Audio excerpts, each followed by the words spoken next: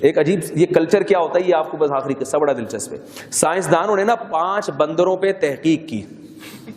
5 بندروں، سائنسدان بھی بڑی فلم ہوتے ہیں، کچھ نہ کچھ کرتے رہتے ہیں.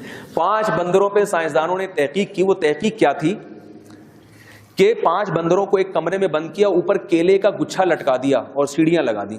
اب ظاہر ہے ہر بندر چاہے گا کہ میں کیلا کھاؤں جا کے، لیکن جیسے ہی کوئی بندر کیلے کے گچھے کے قریب جاتا وہ اوپر سے شاور کھول دیتے اور پانی سارے بندروں پہ گرنا ہو جاتا. اب جیسے ہی وہ بندر نیچے اترتا وہ شاور بند کر دیتے. اب بندر پریشان ہوئے کہ یار جہاں سے ہی اوپر جاتے ہیں یہ پانی سے سب بھیگنا شروع ہو جاتے ہیں. تو انہوں نے کیا کیا کہ کوئی بھی بندر اوپر جاتا نا تو باقی چاروں اس کی ٹانگ کھینچ کے نیچے لے آتے اس کو اور مارتے اس کو، پھر وہ جاتا ہے تھکائی لگاتے.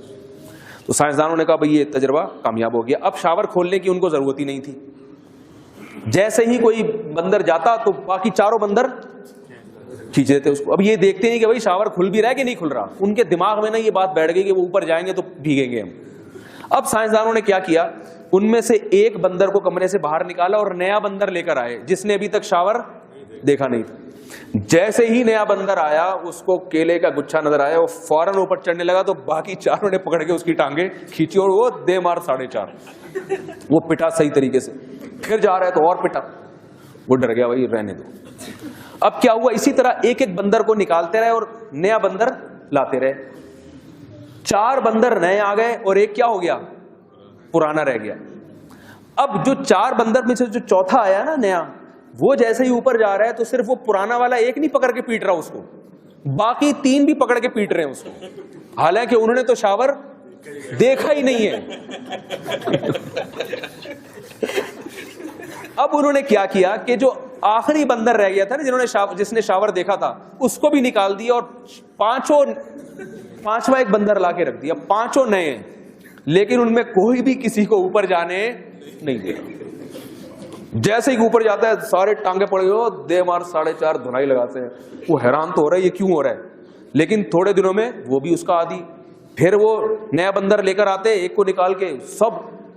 اب اس سے انہوں نے نتیجہ کیا نکالا کہ جب کوئی کام کیا جائے نا اس کی ریزن کریٹ کر دی جائے ایک دفعہ. کبھی وہ معقول ریزن ہوتی ہے، کبھی ایسی خود ساختہ بھی ہوتی ہے. تو ایک نسل جب اس پہ گزرتی ہے تو اگلی نسل کو اس کو تعلیم کی ضرورت نہیں ہوتی، وہ اپنے باپ دادا کو خود بخود فالو کر رہی ہوتی. ہمارے دماغوں میں یہ خناس بھر دیا گیا ہے کہ جلدی شادی نقصان دہ ہے. اب آپ اس کے خلاف جتنے مرضی دلائل دیں لوگ کہیں گے بھائی اگر یہ فائدے مند ہوتی تو ہمارے معاشرے میں اس کا رواج کیوں نہیں ہوتا.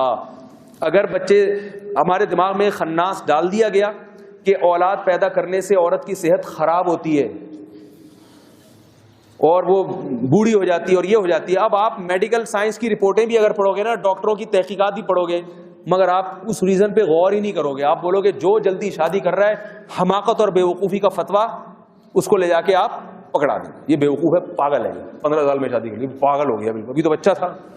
اب ہم بتا رہے ہیں بچہ نہیں ہے بھائی، ٹھیک ہے بچہ نہیں رہا یہ، نہیں بچہ ہے. تو وہی بندروں والا حساب ہے.